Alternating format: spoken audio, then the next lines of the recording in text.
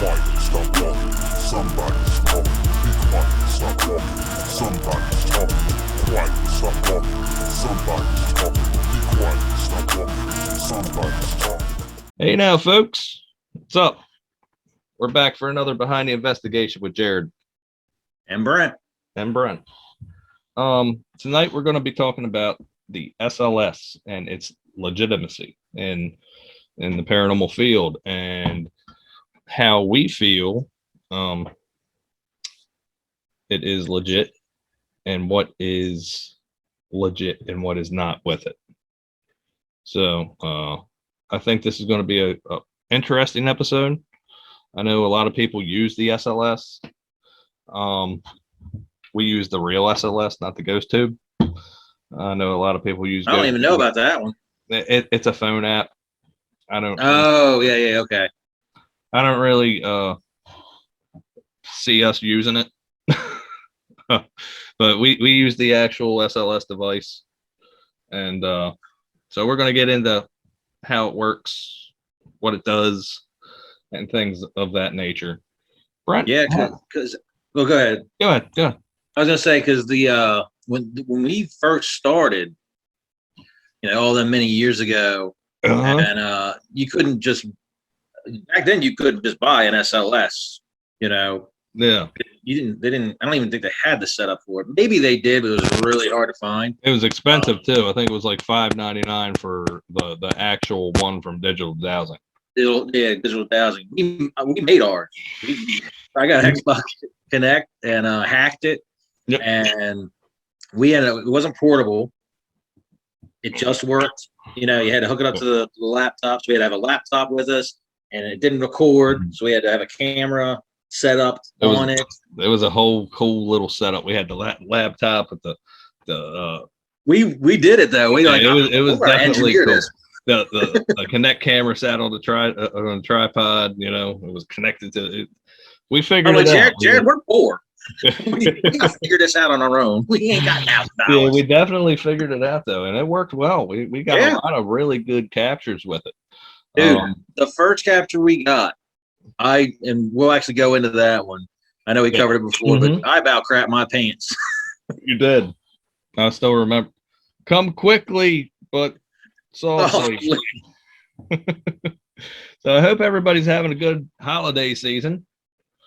Brent, how's your holiday season going? Well, I got my festivities. Whoa, festivities! I'm over here in the haunted graveyard, and you're in Santa's workshop. Exactly, I'm Santa's workshop over here. I got the house outside is all decked out, inside is all decked out. I love it. We're done too, man. We're done too. You're gonna love it when you get here. It definitely looks like Santa's workshop upstairs. I love it. It takes us to another thing next week. Next week, December 11th, there's an event on the Facebook page. If this gets to you and you follow us on Facebook, which I'm starting to notice that a lot of people are, there's an event for a live.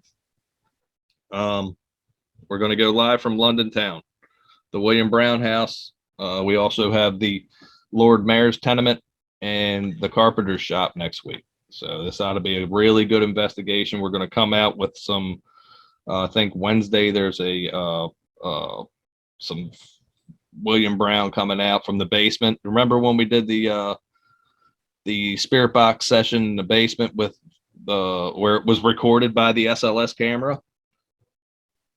Remember those from the original William Brown investigation, the first one? Remember we had the SLS down there, and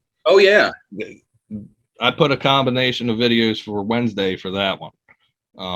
Awesome. So, and this is the one where, excellent. Remember that guy? Yes. The doctor? Yes, the doctor. So that's going to be fun, folks. Watch that. There is a few interesting little SLS captures in that thing as well. Dude, so much interesting stuff. Period happened in that basement. I'm excited to get back in there. Can't wait. Can't wait. So, as you see, folks, I'm wearing my Michigan beanie. We were able to finally, for the first time in 10 years, beat Ohio State last weekend, and I am ecstatic about that. And I just wanted to show my Go Blue pride today because we got a big game tomorrow. But that's what I've been up to.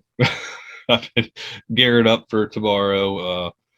We got confirmation on another location. The date may have changed. We'll have to talk about that Wednesday. But our February investigation is good. We may have to change the date. Okay. So, from what the last time we had our conversation, everybody's open. I'm open. Yeah. So, okay. I mean, I've talked it over with the wife, so she's like, "Yeah, you're good." Good. The wife is on board. Yep. Always good to have her on board. Also this week, we were Pasadena Paranormal was featured on the cover of Paranormal Underground magazine. Yeah, that was cool. That was cool, and they did a really good write up on us, and we appreciate that, Paranormal Underground. Very much. Cheryl said she is a subscriber to the channel, and Cheryl, if you get this, we say thank you. Thank you. So, getting into Brent, do you have anything to add? Have you got any information or? Oh, yes, you do. What do I got? Yes, you do. What may happen on these lives?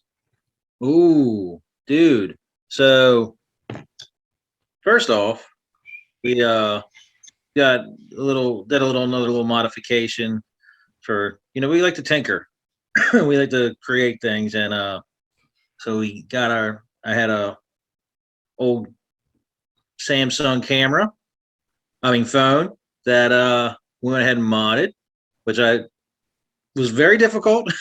It was not easy to do, but modded that for full spectrum. Pretty cool. So we'll be able to do some lives in IR, so we like to do stuff in IR in the dark. Oh yeah. It opens us up. We've talked about that before. It with different potential lights. Mm-hmm. And maybe we'll grab something else that Visual Spectrum wouldn't see. So I'm excited about implementing that. I'm excited about that too. Maybe special lives happening. We're talking about maybe going live on YouTube as well from this phone in full spectrum in the dark. And like I always said, I see better in the dark. So that's where we live. We live in the dark when we go out on these things. So to walk in the light, but hey, we do live in the dark. So we may be coming live Saturday. We're not going to make a announcement or anything. It's going to be a little surprise. Yeah, if we can do it, it'd be cool. Got a couple new little toys that we're gonna be bringing out to implement and see if we can get interaction with. We're techs in normal life, so we bring that over to our paranormal life. Yeah, so we create things. Yeah, we can create things. We've been given the minds engineer and understand circuitry. It's very good when you get paid to make lights blink. Yeah, make a light blink, make something move. It's we can we work in a field that allows us to work with interesting things that you're like, I bet we could apply this. And something paranormal could actually trigger this and make something. Brent, I always call Brent the professor because he comes up with the stuff, and then like I made the REM pod. Because I'll hear something, or I'll think about someone will say something or present something. My brain first goes to that, like, I bet I could use that technology and see if something else could trigger that. Yep, that's what we do. And part of that is we'll delve into that kind of mind frame with this conversation on the SLS as well. Yep. Because my brain definitely goes to how and why. How and why is always my first thing. Why is it triggered? I understand most of it and the theory behind it. It's just It's There's so many things that are glitches that people are trying to pass off as actual paranormal evidence, which we'll get into that. But okay, that's it. Let's get into the video. We got a video up for you, and Brent's going to go ahead and pull that up. Yep, grab that up right now. This is our the first video. I mean, the first capture we actually legitimate capture we got. Now, Jared just mentioned that it glitches out. We've noticed early that it does certain things. We've seen it, track on something and be like, I've seen a track in my living room. When when we first started, I'm like, I know nothing's here. That doesn't make sense.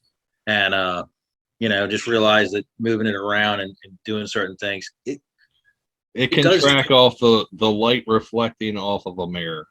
Yeah, it's weird how it's getting information. The way it's processing information is still tricksy in my brain. I can't really find very clear information on it. So we're very picky with it. We've captured multiple, we'll just call it skeleton tracking, multiple times. I mean, 4 times than I can count. And we only have a handful, if even a handful, that we've said this is something we believe is actually legitimate. So you'll see one of the main things that I'll go in and describe this capture completely on why we deem this as legit. Yep. So we're gonna watch this whole clip, and then we'll jump back to our conversation. Jared.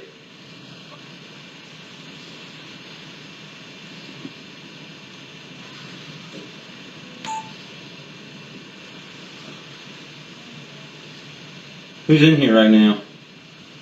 This is me trying to hold it together. There on the wall. Jared, come here. Jared. Back. Come here quickly but softly. Whoa, I've never seen that. What? Don't be afraid. Wow, it's getting cold in here. Is she turning the air on? No. Oh my God, look at this, and I'm getting cold right now. Who's right there? Who is right there? Don't be afraid of Jared. Oh, I love it. Yes. All right. So, as you've seen, the skeleton is standing on top of a rocking horse. You can see the outline of the rocking horse through the SLS tracking. Yep. There is no reflective surfaces in that room. No, none whatsoever in the children's room. Nope. So it's not glossy paint either on the walls, nothing like that. If you look closely to that image, you will see a color that is not in the basic program settings. So when you're looking at an SLS and somebody's red, somebody's green, somebody's blue, it's relative to distance away from the sensor. Yeah, and it's definitely used to segment between different bodies. And keep in mind, it's designed to understand and track a human form. That's its movement. In its program, that's what it's trained to do. That's what the program is meant to do. Right. Now, that thing, the program is tracking something. It's trying to put depth to it. It doesn't know how far away it is, but it sees something. So it's tracking with a different shade of green that is in the program. I've never seen that dark green shade except for that clip. Yeah. That clip is the only one that has that dark green. Yeah. And the one with the hanging guy has a darker shade of blue that we see. So the program is confused in what it is saying. Hey, I am supposed to see a human form. I'm seeing something over there. And keep in mind, if anybody who's messed with it before, as you're going through, it'll put color on certain Oh, yeah. objects. Like it'll throw it on a chair, Oh yeah. but that's not really showing you anything. What you're looking for is you are looking for that skeleton Mm-hmm. outline. Did it? Because when you see those things combined, when you see something like that combined, it is thinking I'm on something now. And I see what I'm supposed to see. And if you look closer into that, you will see the shade of green, the dark shade of green. It's not an object. Yeah. It's not tracking a golf club bag. It's not tracking a light shade. You know, it's not tracking any. It's a broken, defragmented. Yep. It sees something and it says, "Hold on, that sort of looks like a human. I'm going to throw a skeleton to it." It's almost like it's exactly. It's like it's saying, I see the piece of it that's supposed to be a human form, but I'm confused on the mass of it. That's how I kind of look at it. Like I see, and I don't understand what it's seeing. I'm going to be clear on that. I mean, this is shooting out LiDAR. I know that. So it's shooting out IR beams, right? Yeah, IR beams. So it's got laser. Hundreds of IR beams. Yep. And then that's where the colors come in is, hey, this beam went out this far, now it's retracting back. Right. Put that color to it. So it's supposed to be building a 3D image with that. So it's bouncing back and reading it. But it actually, if you look at it, it actually has a couple sensors. So it's got the laser emitting sensor. It actually has a camera as well. And there's I think there's 3 different sensors it uses. Yeah. And takes all of this information, processes it back to build forms and track. And that's, I don't have all the details on it. But this is where it gets, a little deep in the weeds and confusing. And I think everybody needs to take a step back and really think about what they're seeing and is it legit, And I don't think there's a perfect answer for it. I'll let you explain it. You've got some pretty good theories that I definitely agree with, which leads us to typically to make the determination, yes, this is legit, or we're throwing it out. To me, it's all about that broken, fragmented discoloration. Yeah. And you see that because that's not what the program is supposed to do. Yeah. It's not supposed to have a broken, fragmented, different color than in the program. Yeah. That's not supposed to happen. We've gotten ones, and I'm not going to give too much away. We've gotten ones recently where it came up pink, and I was like, pink is not a tracking color at all. No. Like it shouldn't even be in there. It shouldn't even be in the program. Line with the obulus, when the obulus is in a dictionary mode, and it would say a word that's not in the dictionary. And it's like it should not be able to do that. I don't. Like during the live at Benson Hammond, we're going to pull up the one video, but there's another video in that live on Halloween that there's a skeleton, and it's a skeleton in the corner where Ed was feeling, hey, there's somebody over there. So I sweep over there, and I'll be damned if it's a skeleton. There's no color behind it. However, there's little little blocks of yellow everywhere, but not around. No. Like not formed around the skeleton. No, it's not behind the skeleton. It's like around it, and I'm like, what the? It's not outlining it. It's just like like the program's like, what is that over there? Holy crap! I need something's over there, but I don't know what it is. Yeah, like the veil just opened. It's like I don't know what. Yeah, crazy. And that happened in episode 3. I'm sure you've seen it. In that one room, it happened. So that's what. Yeah, and another one. The episode 1, the documentary Benson Hammond, he captured the one in the chair, and that one to me, it's one of my favorites, just because I wish, unfortunately, the camera angle is not great. So it may be difficult to see. I of course have access to it, so I can zoom in and do a lot of stuff and look at it. It is legit sitting in a chair. It's not like outline the chair. You can see the body movements of somebody sitting in a chair. The spine is doing this. Yeah, the spine's not straight angles. It's curved like somebody is sitting in the chair, and its feet are moving. Right, and that's something that kind of gets me with these things. Is I look at that too. It's like, there's ones that are just erratic, kind of, and it's stretching out like a mile long, and it looks real weird in the camera.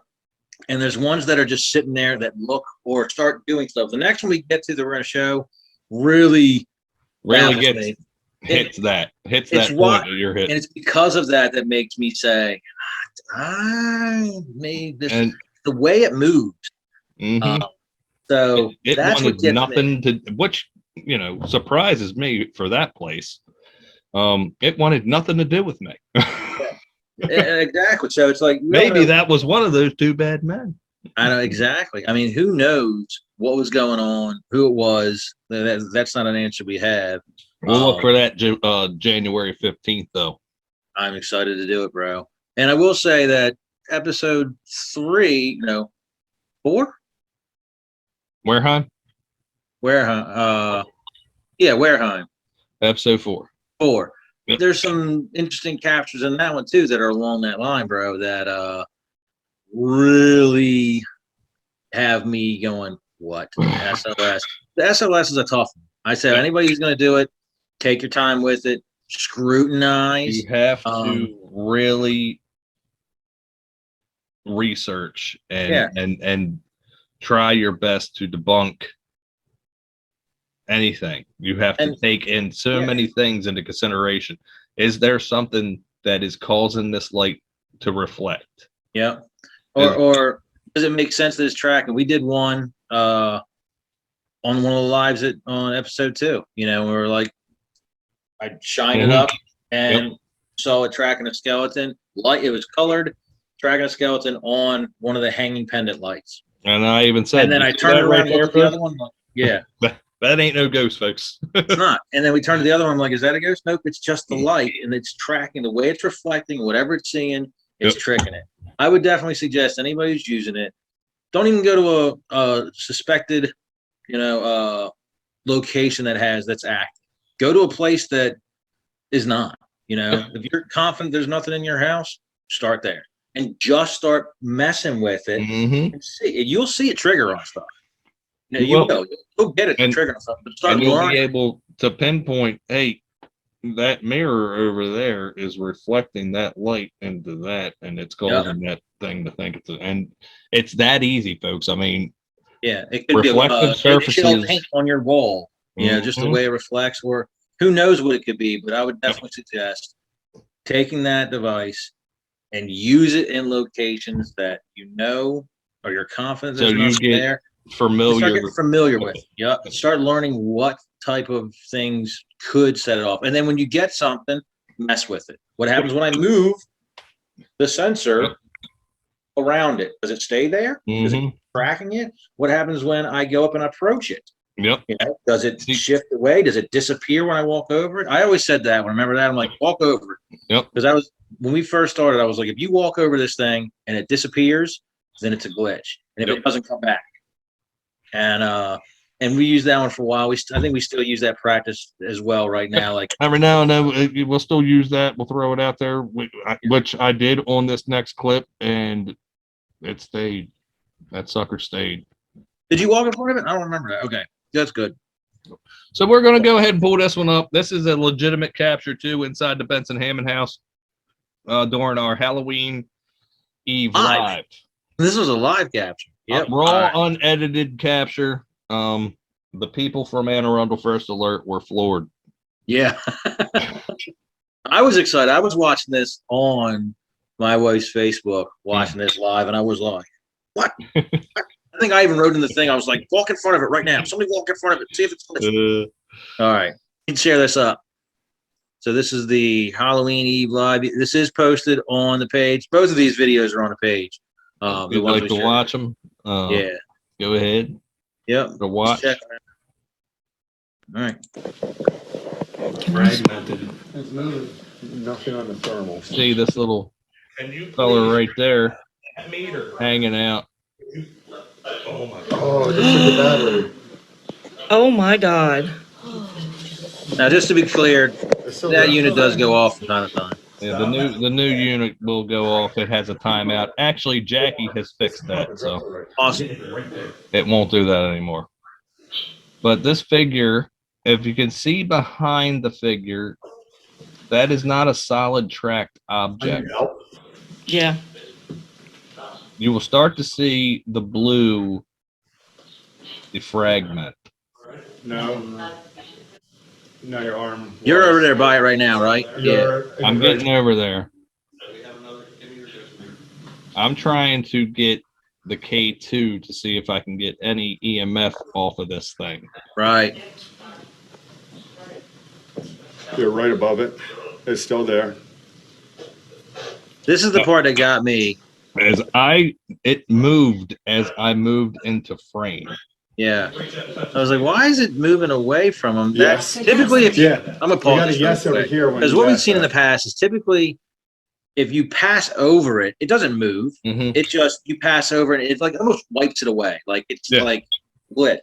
Mm-hmm. That's what got me is as you came into it, it started to dodge. Like it started to physically move. You can see the and you can see in this as my arm comes into this tracking, the way that my arm is defragmenting the blue. Look at my hand.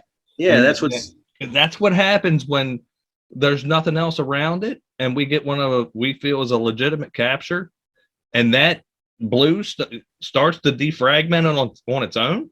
Yeah, that's not supposed to happen. Yeah, something's blocking the tracking. Right. So we'll go ahead and keep going. And I was not getting any K2 spikes right here at all. Right here to make the wall. But this was the same area that the REM pod went off that night. Yes.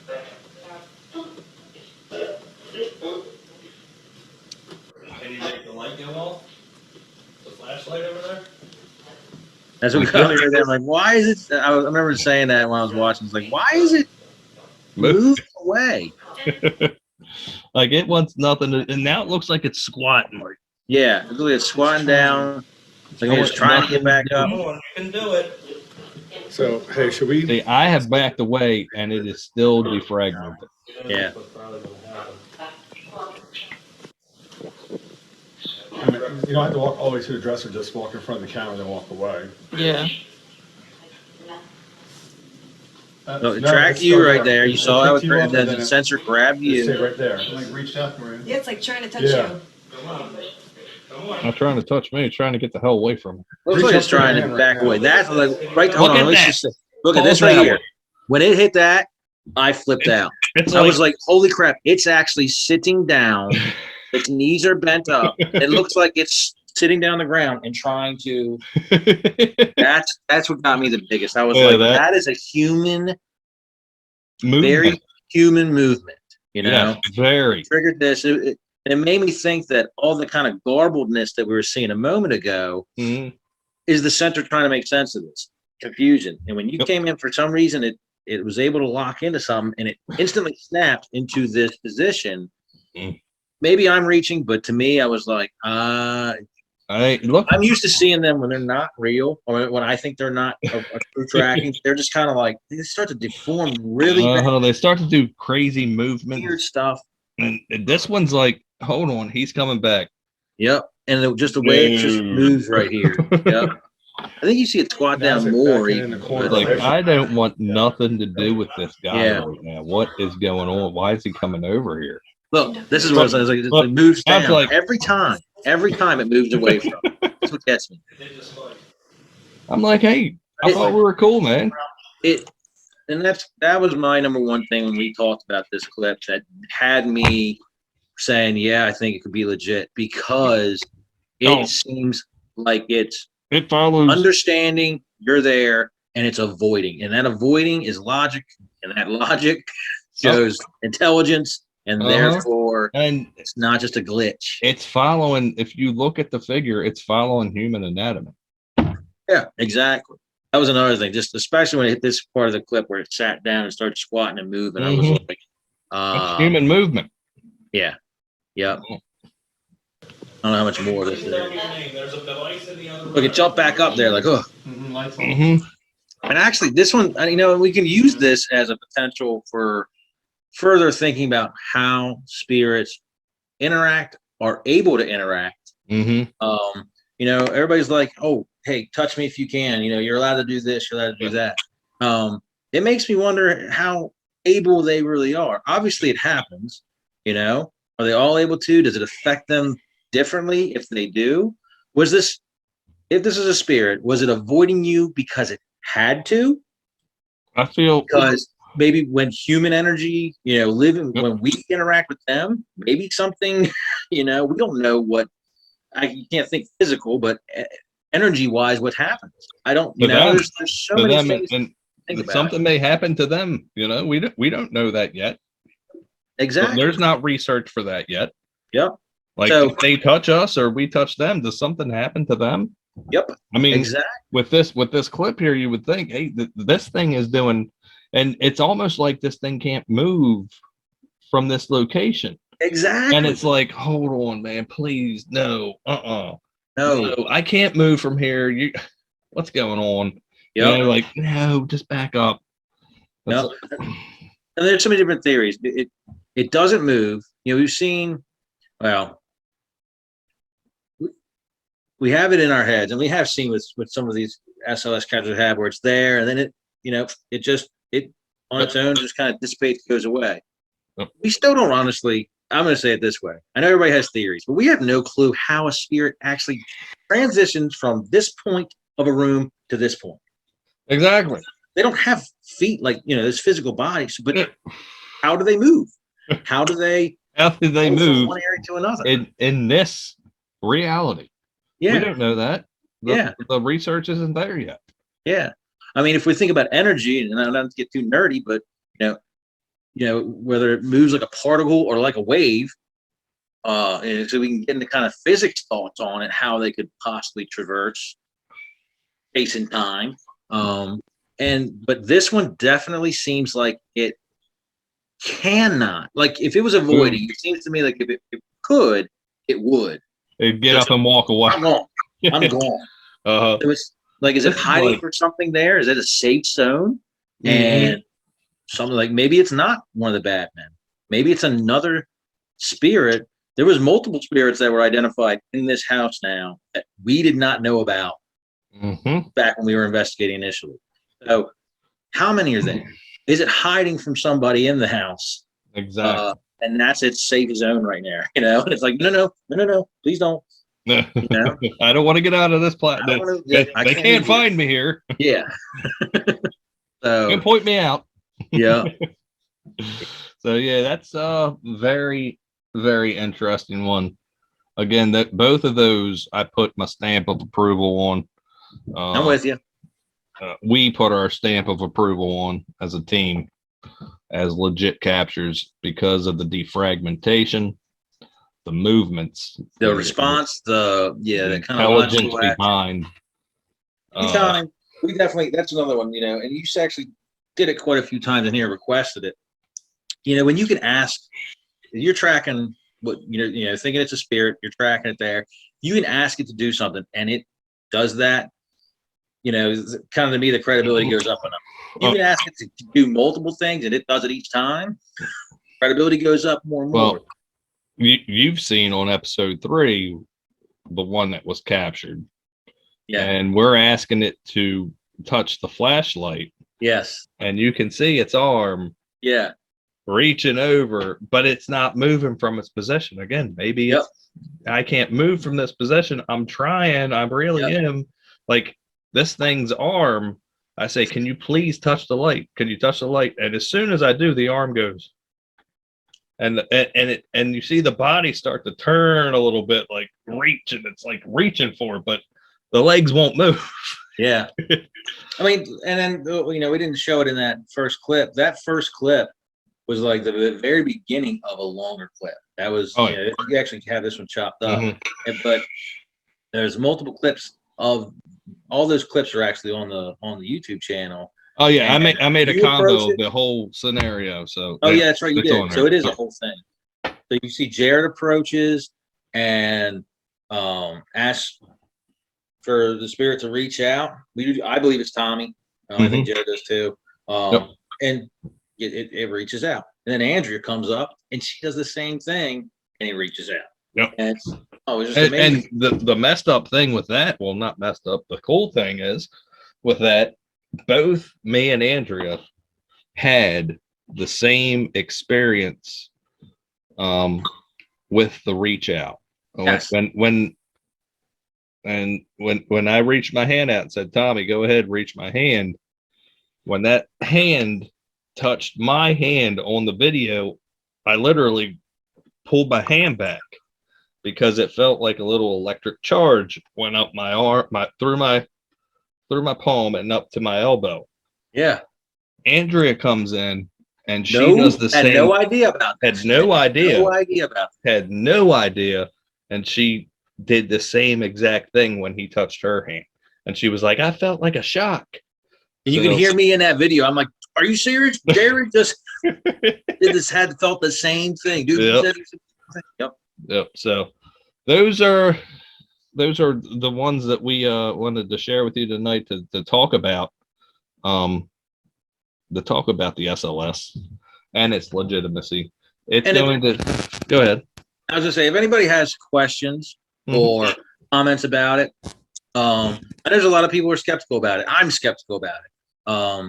Some people just flat out think it's fake and just doesn't work, and that's fine. I would put your comments in. Yep.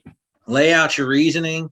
If you have more details as to why you think it doesn't work, into the engineering side of it, how it actually works, that would explain it away. I would love to hear that too. Exactly. And vice versa, if you think something that supports it, let's get the community together and share it and talk about it. We love interacting with our folks on here, with our people that that do the same thing that we do. There's nothing that we like to do more than talk paranormal. Yeah.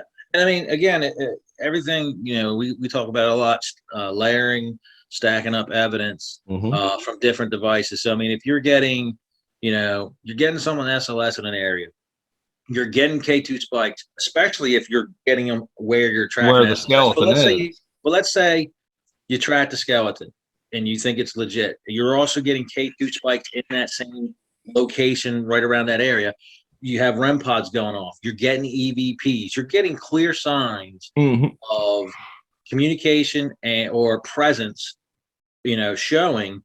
That adds pieces to it. But if it's the only thing you get in a room and nothing else, always try to stack up things. Stockpile. Always try to stockpile that evidence. Yeah, that to me adds more credibility. As soon as you get that skeleton up there and you got that defragmented discoloration behind it, what I suggest is you go up there with a K2, try to get some K2 spikes, maybe try to get some EVPs out of it. EVP, yeah. ITC, do something to stack with it.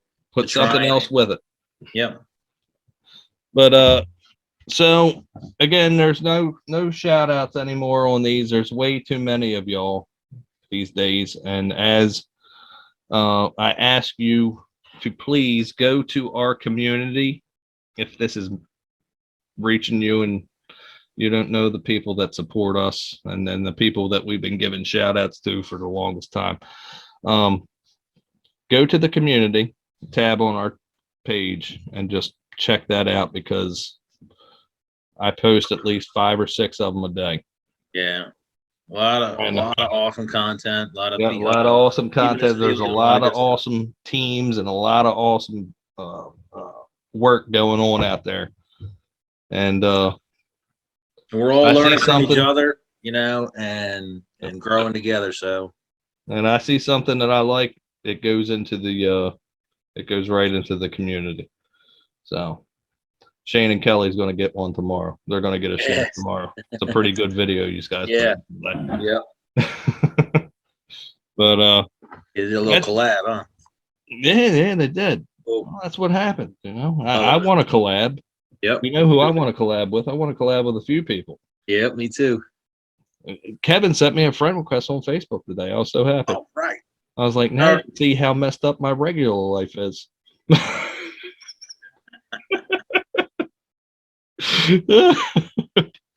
But that's going to be it for the night, folks. I hope you enjoyed it. Again, if you have any questions, or if you just want to talk about SLS, we love doing it. Yeah. If I don't get to it, I know Brent will. Yep. But I'll get to it eventually. So just go ahead and comment below. Let's talk about it. All right. So for me, And from Brent. I wish you would do, and we will not let you walk into that darkness alone. Have a good one. Y'all.